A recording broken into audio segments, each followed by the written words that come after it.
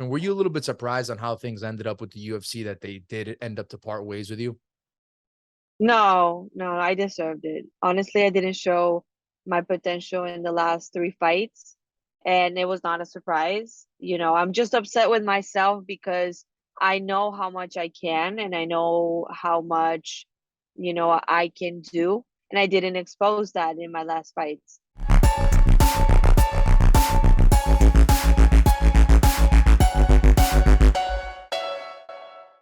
All right, guys. So today I'm joined by a former LFA Flyweight champion, former UFC Flyweight as well, Sabina Mazo. Thanks for joining the show. How's everything going today?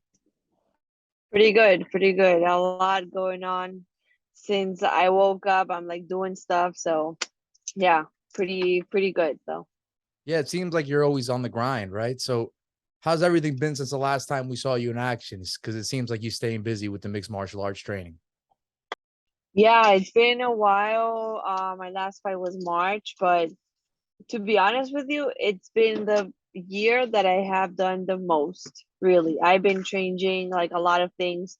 I moved closer to the gym, I moved to another gym, um, and I started a new program with strength and conditioning, and that's been crazy. That's been changing my whole lifestyle, my whole body. So it's been a lot of movement lately, to be honest with you.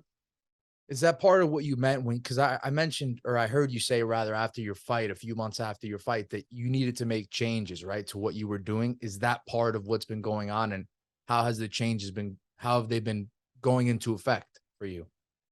Yes, so definitely it was after my fight, unfortunately, because I feel this is what I needed from long time ago, and I didn't do it. Um, but yeah, I mean, I started to do it after the fight, and those changes has been great. Like in training, already feel like a difference. Just in my body physically, I'm way stronger now, and I think it's gonna help me also to cut weight better. Get to 125 in a better shape. It's not that I suffer a lot, but there's always things that you can do better, and those are one of the things. So yeah. Yeah, absolutely. And speaking of the grind, right? Like we just mentioned it, is that sort of how you are, how you live your life, or is that just a byproduct of you being a mixed martial artist? Or if you weren't a mixed martial artist, would you still be like this? 'Cause you seem like a very busy person from what I see on the outside. Someone again, always on the grind. I think it's something. I am like that, I am like that. I don't like to do just one thing. Even when I first got here to the US, I was studying and I was training in I mean, doing competition as well, but I was doing a lot of things at the same time.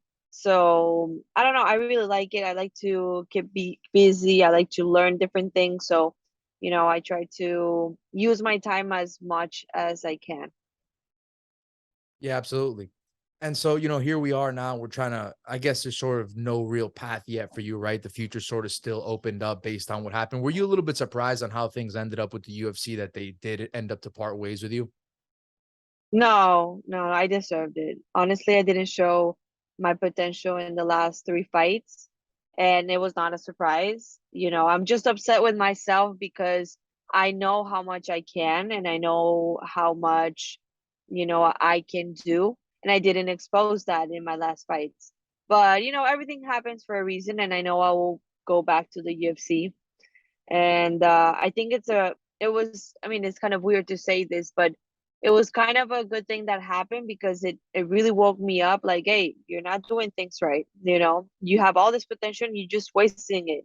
You're not putting your energy where it should be. So it was good. I mean, of course, no one wants that, but I do think it's a open door to be better. And like when I go back there, it's just to go and do my job, and that's it. So yeah. Absolutely. And that's something that I was going to ask you next, right? Because we've seen in the past that the UFC has parted ways with fighters, right? Like Brandon Moreno, fighters like that. We've even seen guys like Ray Borg, who was released from the UFC. He's on a 3-fight win streak now, and he's asking for Dana to sign him again, right? I was going to ask you. So that seems to very much be the mentality that you have, right? That's your goal. You want to get re signed by the UFC, return there, and be successful there, right? Definitely, yeah. And I mean, it's not being like cocky or anything, but I really believe on me. I really believe on things that I'm doing right now. So I do think I will go back. I'm not asking the opportunity yet because I want to prove that with my fights outside, so it's not something I ask right now. But as soon as they see my job and they see the work I'm doing, I think it's gonna come up naturally. I'm gonna fight for it. Yeah, absolutely.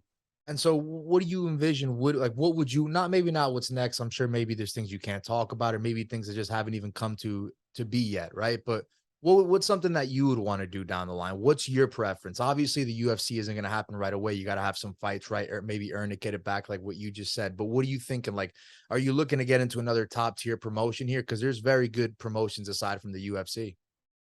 Yeah, there's a lot of good promotions out there.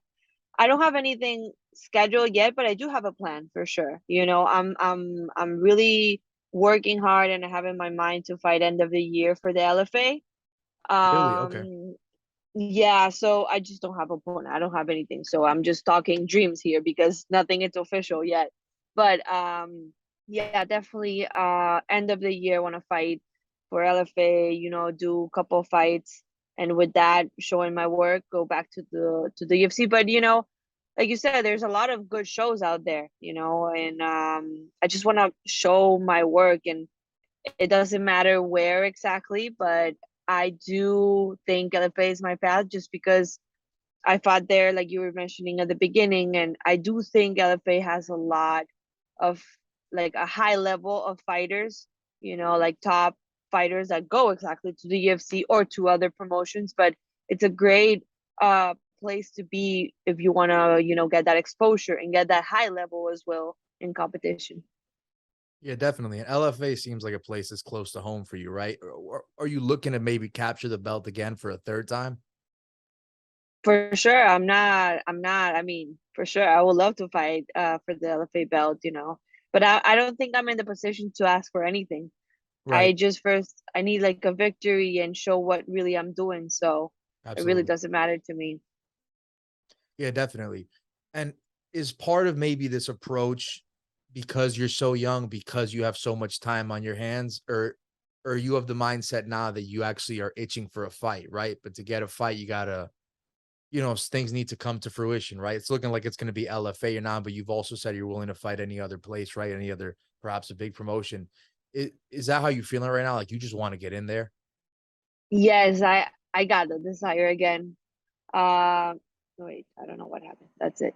You're good. Uh, I did got that desire again of fighting, and it's been a while to be honest with you. Like, yes, I wanted to fight, but there was something that was not right on me.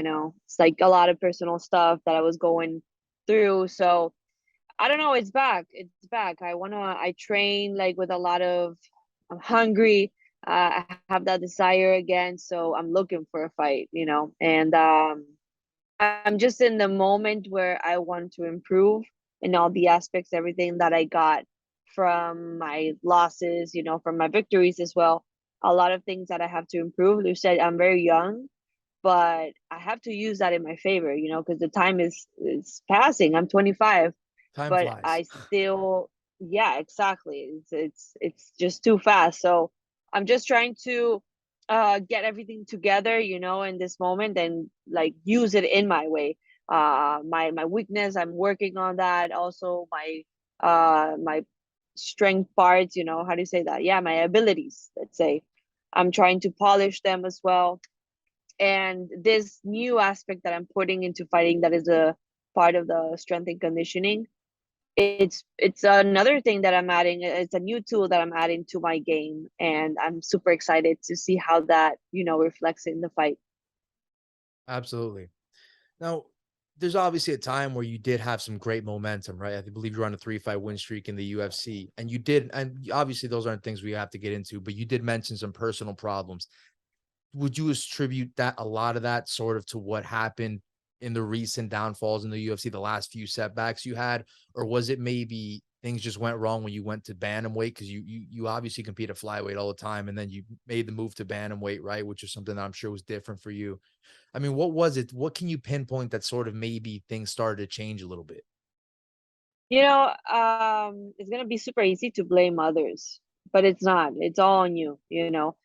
Decisions that I made for sure, the bantamweight fight that I did, the personal issues as well. Everything I take it as a responsible because everything affects, as an athlete, I feel you have to be conscious of every single thing you do in life, like your work outside the fighting, your family, your partner, everything. You really have to have everything on point because if not, it's going to affect you in your fighting.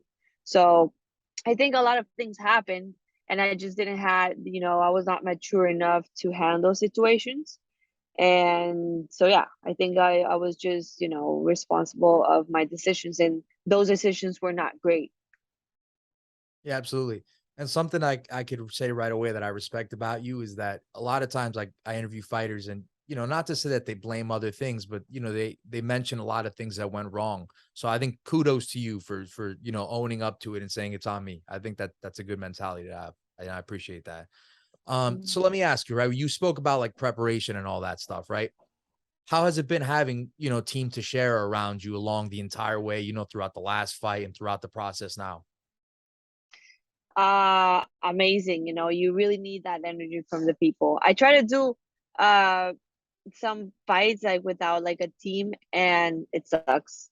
For me as a fighter, there's options for everyone, but it's very different when you have everyone there every single day training with you, or for their fights or for my fight. So getting that energy is different. It's very motivating to have, and also you learn a lot because you have different people that gives you their aspect. So you're there not only training for a fight but learning in the martial art aspect. So yeah, it's been really good. I'm here at Black House right now, and it's very good for me because I live super close. I have a lot of girls that I'm training with right now. And that's good because I was not used to train with a lot of girls.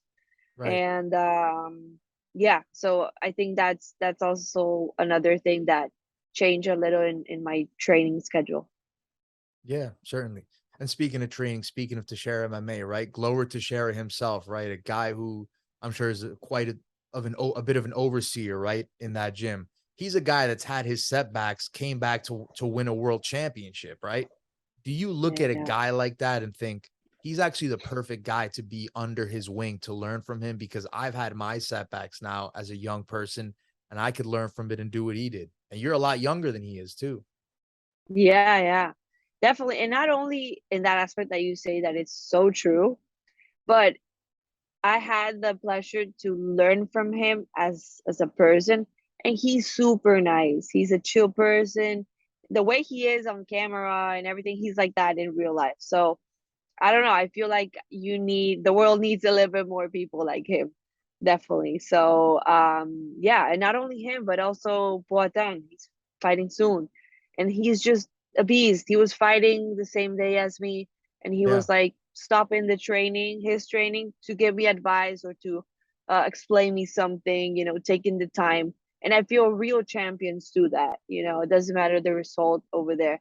But he showed how much good human he is in my aspect. So yeah, that I take like for the rest of my life. Absolutely. Seems like a guy who teaches you a lot of stuff outside of the outside the octagon, right? So that's something that sounds like a great experience, a great guy to have around you. Speaking of training, right? We've been talking about it throughout. It's been a main subject. You do a lot of training yourself on the side, if I'm not mistaken, right? Can you talk about like what kind of classes you offer, rather, all that stuff that you do? Yeah, so well, I do all my training, of course, with the group and everything, but my strength and conditioning, I do it like by myself, let's say. That I do every single day. So I'm like training 2 or 3 times a day. I don't have a fight coming up, but I'm planning on it. And also I teach, besides my training, I have to teach. So that's what I've been focusing a lot, and it helps me to learn. It's so different when you're explaining the position, or you're, trying to teach something to someone. It's very interesting. I really suggest every fighter should do it, just to pass by some knowledge that you have, and that way you're gonna even understand it better. So yeah. Is that a passion of yours, teaching, aside from fighting? It is. And for some reason, I love to teach little girls. That's one of my focus right now. And I really like it just because you could see their attitude the first day, and like months after, they're like a different person. Like, they're confident, they stand up better, they walk better. And that's just, for me, that's it. It doesn't matter the technique I'm gonna teach them, or if they fight or they don't fight, but like just changing them to be a little bit more secure with themselves, to feel better with themselves. I think that's the most important. So yeah, that's kind of my focus on teaching, getting like younger girls, boys as well. So yeah. Does any of that have to do with the fact that you weren't able to train with girls for a long time? Maybe it's something that you want to double up on now? Well, you just mentioned it, makes sense. I Yeah. was not thinking it like that, but definitely I think yeah, because you don't see it even in the beginning of my career in Colombia. Mm. I was the only girl. I was 15 years old, and like all the boys like 20, 25, 30 years Wow. old. So yeah, definitely I think it's for me, it's inspiring to see other girls wanting to train and to learn this martial art, or just fighting and everything. I really want to have more girls, even not only here, but again in Colombia, to be able to pass that to them, because I had opportunity, but I want them to have a little bit more. Yeah, absolutely. And then, obviously you were someone who, at least are you fully in Connecticut now, or are you still in California? No, no, I'm California. I go there to Connecticut, and I'm here. Black House is Okay. kind of the in the same hand with Glover Texeira. We're with the Mhm. same people, same everything. So I stay here and I go there, and I mean, yeah. And you seem to be And someone I who have really likes very California, right?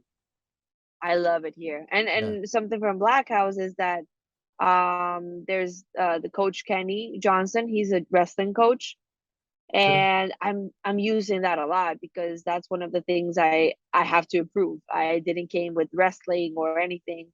So it's the perfect place for me right now to stay, because exactly because of that tool. Yeah, and I got a few questions here as we wrap up. Thanks for the time, of course. You were born in Colombia, right? You brought it up a couple times already. What's the situation like? Do you have family there? How often are you visiting? Um yeah, they say every Colombian has to say something that they're Colombian. I'm sorry, I didn't try to mention that I was from there, but Gotta have the Colombian uh pride. yeah, I'm sorry. That always comes up. But yes, my family, they all live in Colombia. I'm the only one here. But they Wow. visit me, they go to the fights. It's been 4 years actually that I don't go there, but I'm trying to go next year. So yeah. Yeah, were your parents like asking why you didn't play soccer or something else instead?